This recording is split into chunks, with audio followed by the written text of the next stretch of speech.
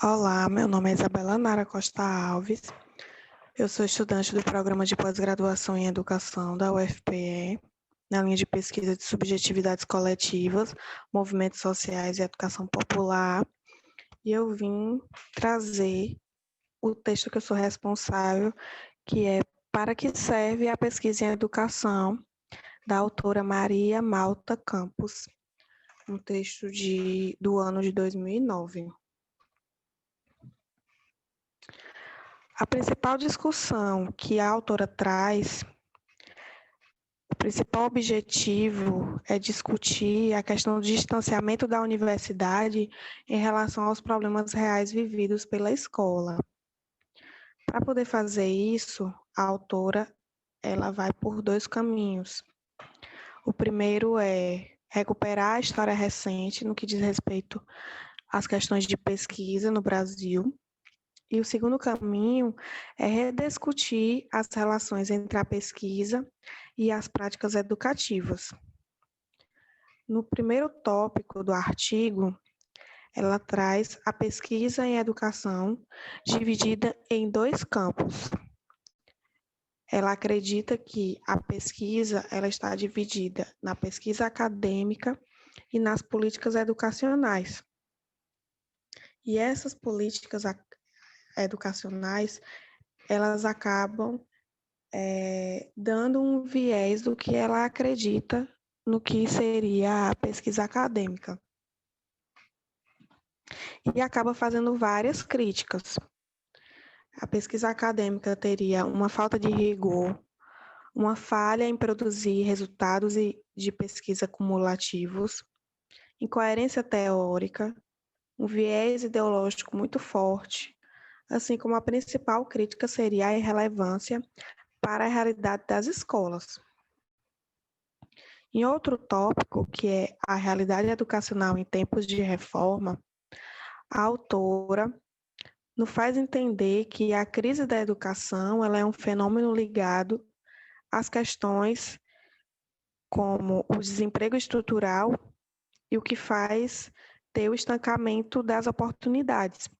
Então, nós ainda estamos enfrentando problemas de eras passadas. Na tentativa de solucionar esses problemas, são feitas diversas reformas. E essas reformas, geralmente, elas caminham por dois locais, né, por dois espaços.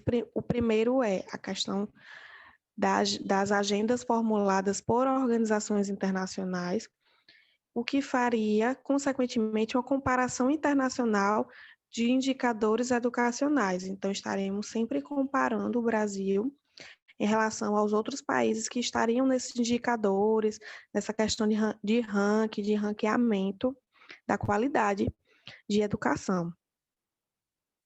Então, nesse momento, a autora nos faz pensar que a pergunta não é mais para que serve a pesquisa em educação, mas a ideia seria abordar dialeticamente as relações entre conhecimento especializado e conhecimento comum.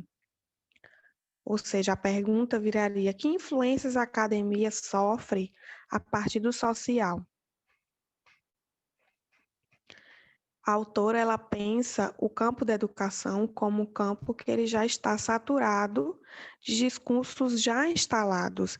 Portanto, os pesquisadores e pesquisadoras também seriam atores e atrizes que também teriam as suas posições ideológicas a respeito da educação, quando iriam a campo fazer as suas pesquisas.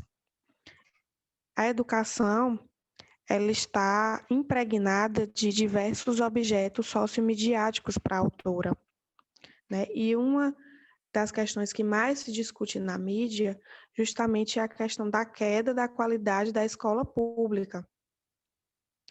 No que se refere à questão da pesquisa, a autora ela endossa essa questão dos diferentes pontos de vista entre o pesquisador, pesquisadora e o professor e a professora que está em sala de aula recebendo essa pesquisa.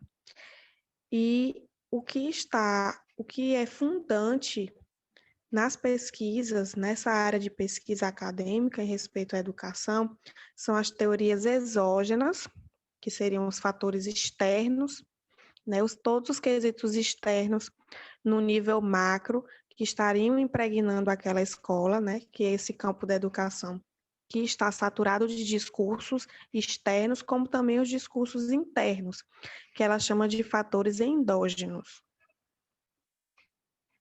Nisso, ela nos convida a pensar medidas que possam diminuir a distância entre a pessoa que vai pesquisar, né, o pesquisador, a pesquisadora que chega em campo para poder fazer sua pesquisa, e o educador, a educadora que está ali para poder recebê-lo. E ela também nos convida a tentar entender o que é que faria esse educador e essa educadora ter maior interesse e receptividade aos resultados da pesquisa. E ela elenca 2 fatores principais. Primeiro, a questão da familiaridade com a pesquisa e a alta escolaridade desse educador, dessa educadora. Se eles já tiveram uma pós-graduação, por exemplo, eles têm mais interesse e receptividade pelos resultados da pesquisa que vão acontecer ali. Ela também explica que, infelizmente, ainda existe um fenômeno de separação, né? E por isso ela nos convida a pensar nessa questão de diminuir essa distância do professor universitário, da professora universitária, que seria responsável pela pesquisa e pelo ensino, e já o professor, a professora da educação básica, estaria responsável somente pelo ensino.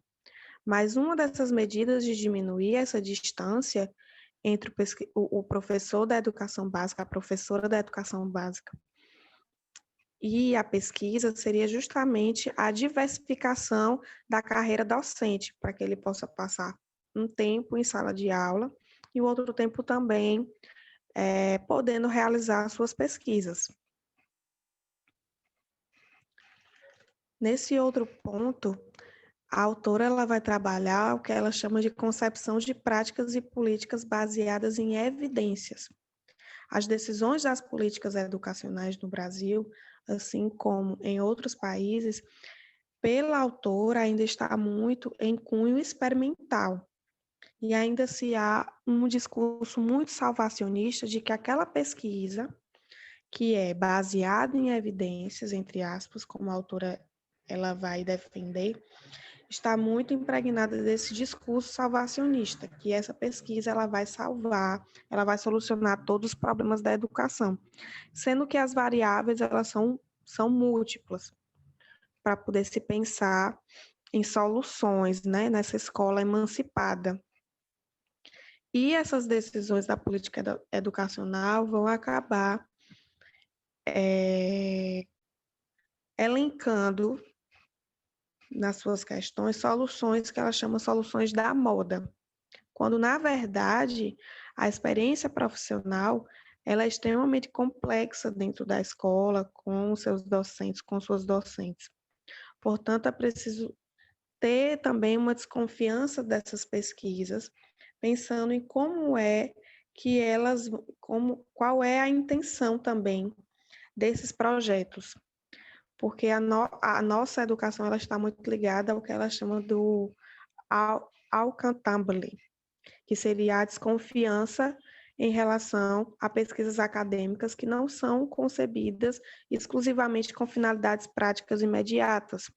Seria também o que estaria relacionado a se cobrar resultados através dos recursos financeiros. Finalizando, a autora, ela novamente faz a pergunta, para que serve a pesquisa em educação? Né? E ela traz que isso é uma pergunta muito relativizada, porque ela vai depender da atividade humana, das concepções que serão modificadas a respeito dessa pesquisa. As demandas dos sistemas e do fazer pedagógico são urgentes, então essa pesquisa ela precisa elencar isso, assim como precisa haver uma análise cuidadosa de dados empíricos e essa reflexão teórica. E o que acaba acontecendo é essa diferenciação entre racionalidade de um lado, e as práticas cotidianas do outro. Portanto, essa pesquisa em educação ela é uma construção que não é nada simples. E, por último, a autora nos convida a pensar que essa crise da educação, que muitas vezes é elencada nas pesquisas, ela está mais relacionada a condições políticas, como, por exemplo, a corrupção, do que pelos fatores endógenos que ela traz, que são fatores que estão intrínsecos na escola.